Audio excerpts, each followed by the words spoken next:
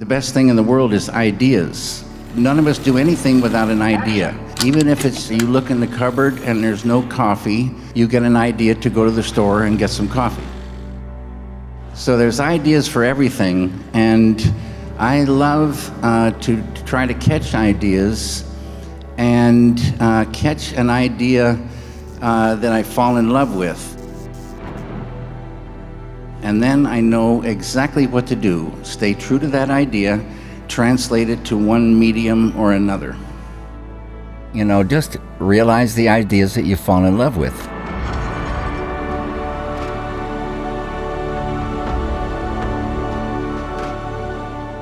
And there's all these Vedic expressions, like man has control of action alone, never the fruit of the action.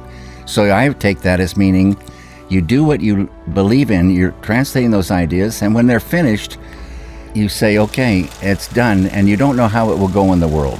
It's just the fantastic thrill of making them and getting them to feel correct based on the idea. And it's just a fantastic thing. Many of the ideas that come are conjured by our world.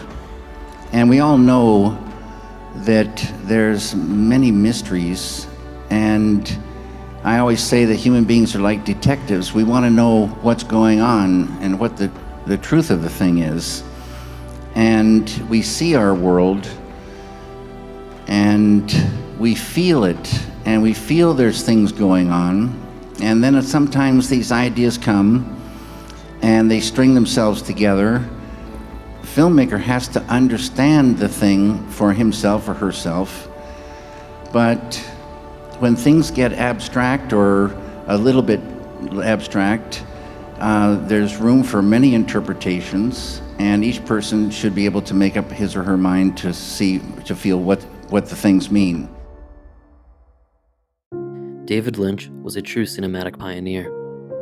From the horrors of Eraserhead to the dark mysteries of Blue Velvet and Mulholland Drive, and to the mind-bending psychological terror of Twin Peaks, Lynch's influence is unmatched.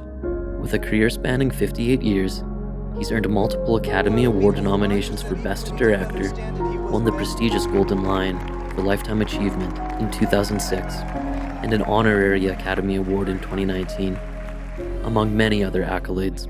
Known for his surrealist, dreamlike storytelling, Lynch's genius lies not just in his films, but in the profound intellect behind their creation, a visionary approach we can all draw inspiration from. Life is filled with abstractions, and the way we make heads or tails of it is through intuition. And so people get used to a film that pretty much explains itself 100%, and they kind of turn off that, beautiful thing of intuition when they're looking at a film that has some abstractions. And some people, on the other hand, love these abstractions, and it gives them room to dream. An abstraction, to me, is a thing that cinema can say. And it's so beautiful, for me anyway, to think about these pictures and sounds flowing along together in time, in a sequence, making a thing that can only really be said in cinema. It's not words, it's not just music, it's a whole bunch of things coming together and making a thing that didn't exist before. And that's what I really love about it.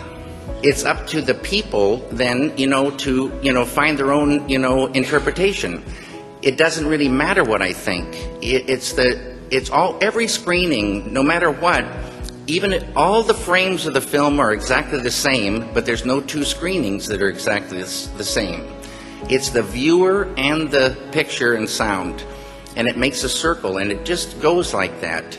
And so you just feel it and think it. That's kind of intuition, emotion, and thinking together, and come up, make it have a sense to you.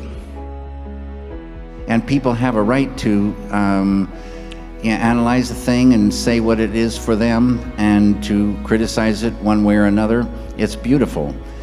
But I really believe the film should stand on its own, and there should be nothing added, nothing subtracted, and you work a long time to make it just so. And it's a very precious thing, every film. Do you think art should be without borders, without pigeonholes? Yes, there's a thing called freedom, and it's very, very important. Free to think anything and do anything. Every human being has a line they won't cross, but it's a different place for each of us. But you need to have freedom to do your work. Any restrictions is a sadness, and it can kill creativity. That you've managed to avoid the compromise that people consider to be necessary. Compromise is the worst thing. It's a bad, bad word. They say in the government, well, we should compromise. That means the good isn't as good as it was, and the bad is not as bad. So I think in a perfect world, in a world at peace, there wouldn't be any compromise. You can't work without, freedom. And freedom doesn't mean that you don't listen to some suggestions, but you don't have to take the suggestion. You can listen, and I say never turn down a good idea, but never take a bad idea. There's frustration along the way if it's not the idea and it's not right, or things aren't, the money in there, or this is happening. But there's another expression, keep your eye on the donut and not on the hole.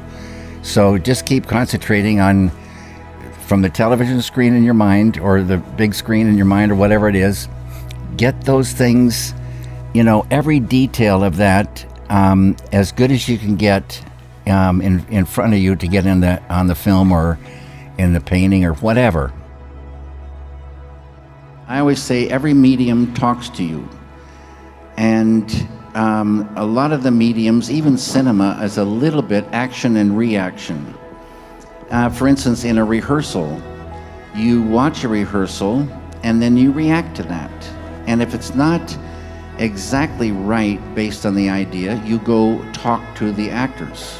And you talk to them with words so that they understand a certain thing, and then you rehearse again. And little by little, it gets closer and closer. And then I always say some light bulb goes off in their mind, and they catch this thing. Now they're going down the same road you're on based on the idea. And many mediums, the thing you're making some experiments. You start seeing what the medium does and how it reacts to this or this or this.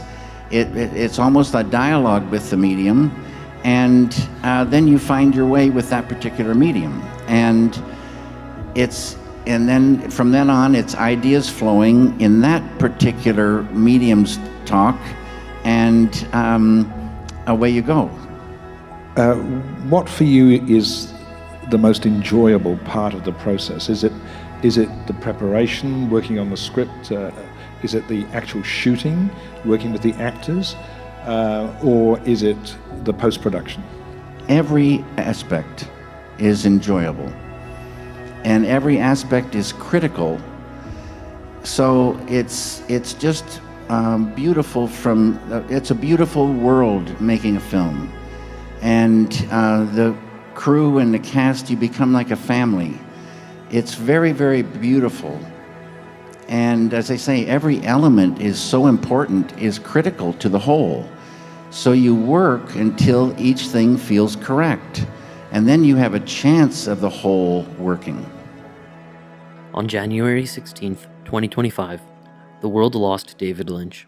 Though he may no longer be with us, his boundless passion and unparalleled imagination will continue to resonate for generations to come. Thank you, David Lynch.